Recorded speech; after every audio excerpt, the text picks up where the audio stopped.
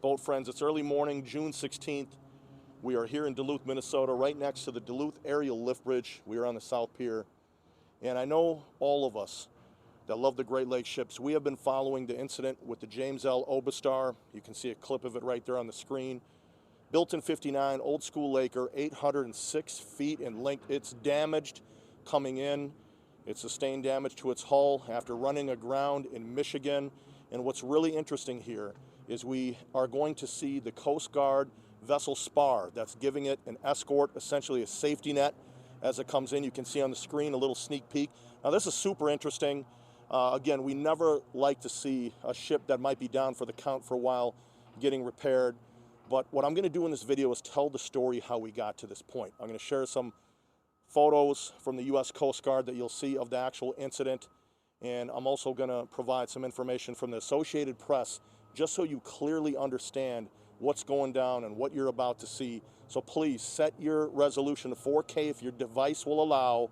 Let's get rolling.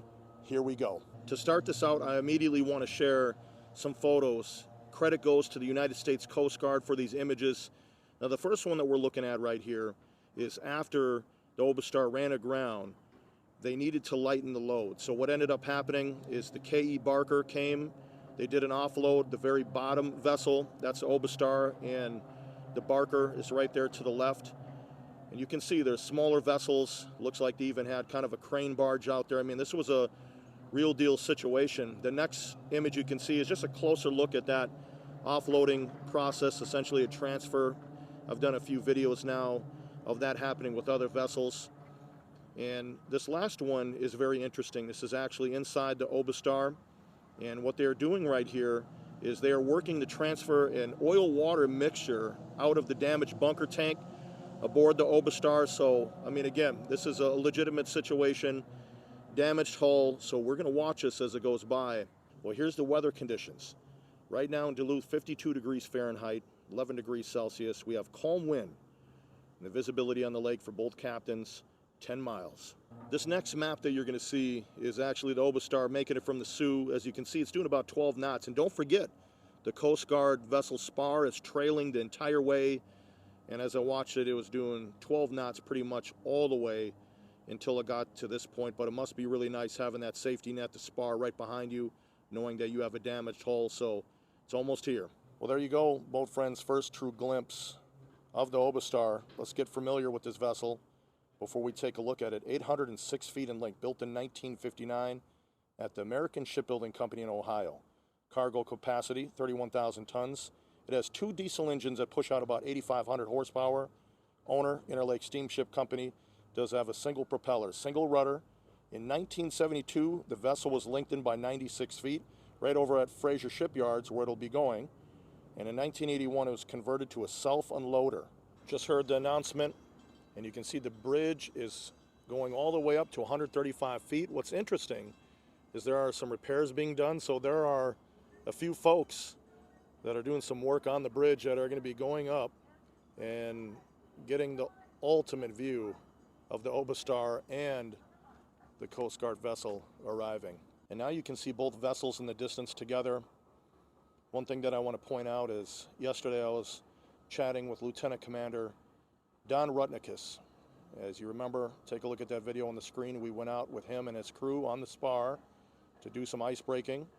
He mentioned that they'd be arriving this morning and they would be following the Obastar all the way in. So big time respect to Lieutenant Commander Don Rutnikus and his crew for being there to help to create that safety net, and to all the Coast Guard members in the United States, Canada, and everywhere else. Thank you for what you do. As you can see, Duluth Aerial Lift Bridge all the way up, 135 feet. These ships are going to go right by us in this direction, and they're going to be moving to the left.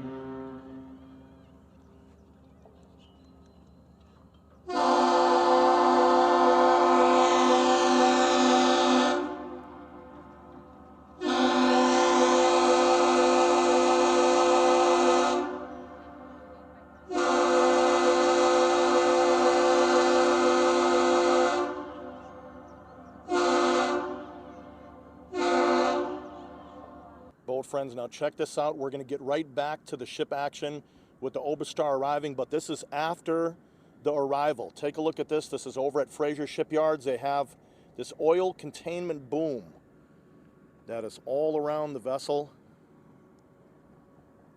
Better shot at that pilot house, but take a look at this right here.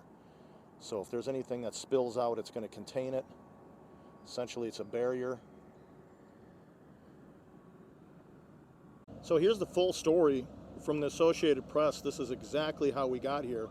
The Honorable James L. Oberstar, a U.S. flag self-discharging bulk carrier owned by Interlake Steamship Company, ran aground in the St. Mary's River east of Nebish Island, Michigan on June 8th around 3:50 p.m. The incident occurred while the ship was upbound to Marquette carrying 29,000 tons of limestone. The crew reported unusual vibrations and struck the bottom while attempting to make a turn, but the vessel did not stop and was able to proceed to an anchorage in Hay Bay about 12 to 13 miles from the incident site. No injuries were reported, and the ship did not take on water despite carrying up to 108,000 gallons of fuel and other oil products. We are so happy to see it make it here. Again, these type of vessels, these old school freighters, in my opinion, and I think you'll agree, exemplify Great Lakes shipping. That forward pilot house, just that old school look. It's always sad when any one of them has issues. And as you can see, there's 22 hatches. Very last hatch right there, number 22.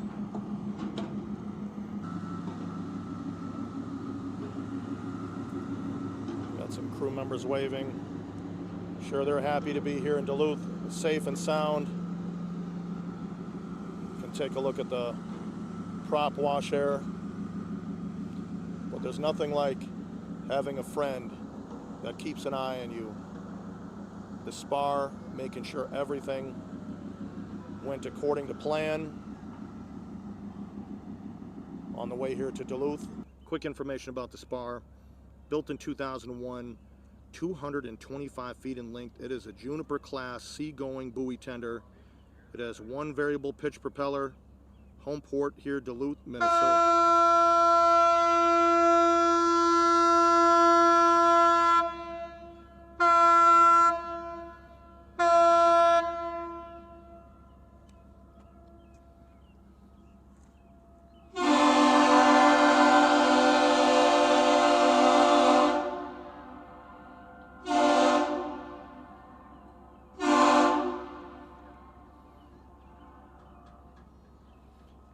And as I was mentioning, home port here in Duluth, Minnesota. Beautiful vessel.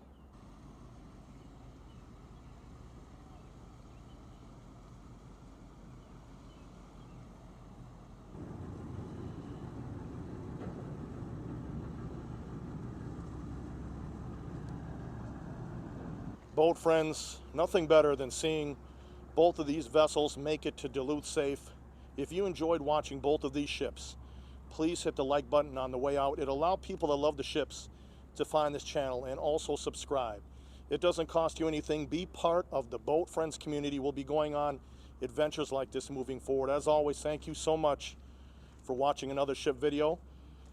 Take care. I will see you soon.